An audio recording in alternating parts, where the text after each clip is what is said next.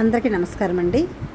భగవద్గీతను పారాయణం చేసే ముందు, చదివే ముందు భగవద్గీతను మనస్ఫూర్తిగా స్మరించుకొని నమస్కారం చేసుకోవాలి. తర్వాత యుద్ధ భూమిలో శ్రీకృష్ణుడు, అర్జునుడు ఉన్నట్లుగా మనం భావించాలి. ఆ యుద్ధ భూమిలో చుట్టూ రథాలు, గుర్రాలు, ఏనుగులు అందరూ కూడా కౌరవులు, పాండవులు ఉన్నట్టుగా మనం భావించాలి.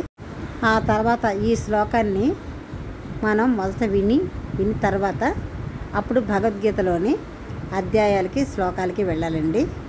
నేను ఆల్రెడీ భగవద్గీత స్టార్ట్ చేశాను. అయితే ఇది చెప్పలేదు కాబట్టి ఈరోజు నేను ఈ శ్లోకం మీకు వినిపిస్తున్నాను.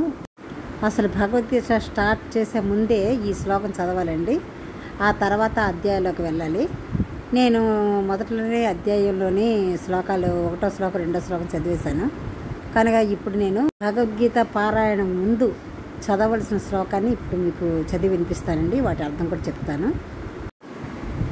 పార్థాయ ప్రతిబోధితం భగవతా నారాయణానేన స్వయం వ్యాసేన గ్రథితం పురాణ మునినా మధ్యే మహాభారతం అద్వైతామృతవర్షిణీం భగవతీం అష్టాదశాధ్యాయినీం అంబ త్వామనుసందధామి భగవద్గీతే భవద్వేషిణీం.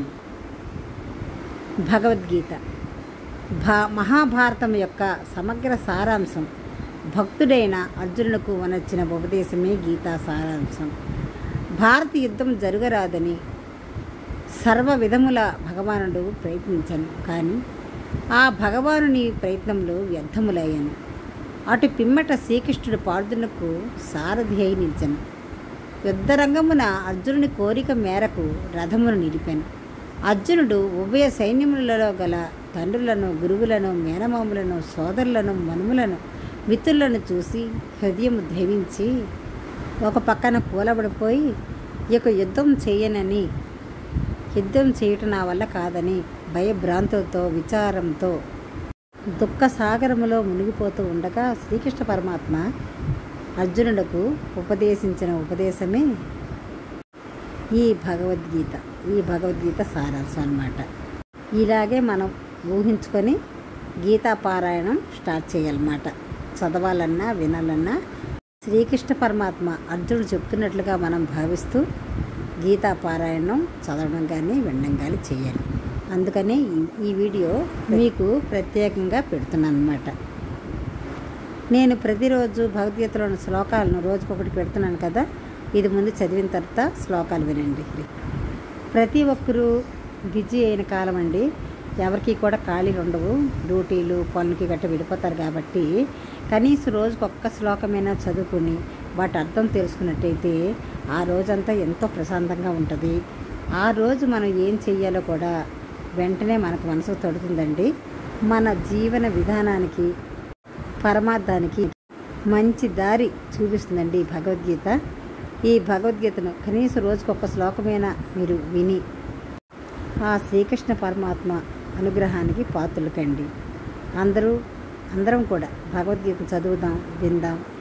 ఆ శ్రీకృష్ణ పరమాత్మ అనుగ్రహానికి, ఆ శ్రీకృష్ణ పరమాత్మ దీవెనలకు, అనుగ్రహానికి, కృపకు అర్హత కల్పించుకుందాం. అర్హతను సంపాదించుకుందాం. హరే కృష్ణ, హరే కృష్ణ, హరే కృష్ణ. ఈ భగవద్గీతను మీరు ప్రతిరోజు విన్న తర్వాత మీ మిత్రులకు, బంధువులకు, ఫేస్బుక్లకు షేర్ చేస్తుండండి. తర్వాత లైక్స్ కొడుతుండండి.